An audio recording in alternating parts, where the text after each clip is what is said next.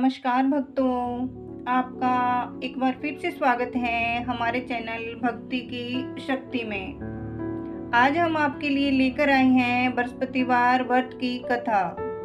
किसी गांव में एक साहूकार रहता था, जिसके घर में अन्न, वस्त्र और धन किसी चीज की कोई कमी नहीं थी। परंतु उसकी पत्नी बहुत ही कृपण थी। वह किसी भी भिक्षार्थी को कुछ भी नहीं देती थी।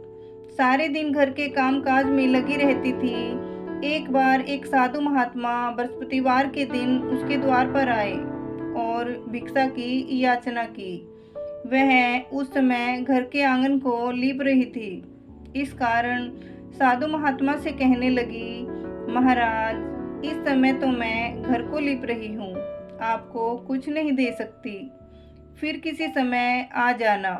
साधु महात्मा खाली हाथ चले गए। कुछ दिन के बाद वही साधु महात्मा फिर आए और उसी तरह भिक्षा मांगी। साहूकार ने उस समय अपने बेटे को खिला रही थी। वह कहने लगी, महाराज, मैं क्या करूं, मेरे पास समय नहीं है, इसलिए आपको भिक्षा नहीं दे सकती।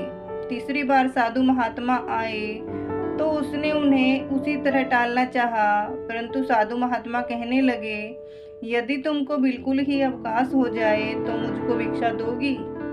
साहूकारनी कहने लगी, हाँ महाराज, यदि ऐसा हो जाए तो आपकी बड़ी कृपा होगी। साधु महात्मा कहने लगे, अच्छा, मैं एक उपाय बताता हूँ। तुम बृहस्पतिवार को दिन चढ़ने पर उठो और सारे घर में झाड़ू लगाकर कूड़ा एक कोने में जमा करके रख दो। घर में चौका इत्यादि मत लगाओ। फिर स्नान आदि करके घर वालों से कह दो, उस दिन सब हजामत जरूर बनवाए। रसोई बनाकर चूल्हे के पीछे रखा करो, सामने कभी न रखो। सायंकाल को अंधेरा होने के बाद दीपक जलाया करो तथा बृहस्पतिवार को पीले वस्त्र मत धारण करो, न पीले रंग की चीजों का भोजन करो। यदि ऐसा करोगी तो तुमको घर का कोई काम नहीं करना पड़ेगा। साहूकारनी ने ऐसा ही किया। कुछ समय बाद उसके घर में खाने को दाना न रहा। थोड़े ही दिनों में वही साधु महात्मा फिर आए और भिक्षा मांगी। साहूकारनी ने कहा, महाराज, मेरे घर में खाने को अन्न नहीं है, आपको क्या दूं? तब साधु महात्मा ने कहा, जब तुम्हारे घर में सब कुछ था तब भी तुम कुछ नहीं देती थी, अब पूरा पूरा खाली समय है तब भी कुछ नहीं दे रही हो, तुम क्या चाहती हो, वह कहो। तब साहूकारनी ने हाथ जोड़कर प्रार्थना की, महाराज, अब आप कोई ऐसा उपाय बताओ कि मेरे पास पहले जैसा धन धान्य हो जाए। अब मैं प्रतिज्ञा करती हूँ कि अश्वमेव जैसा आप कहेंगे वैसा ही करूँगी। तब साधु महात्मा ने कहा, बृहस्पतिवार को प्रातःकाल उठकर स्नान आदि से निर्वित होकर गौ के गोबर से लीपो तथा घर के पुरुष हजामत न बनवाए।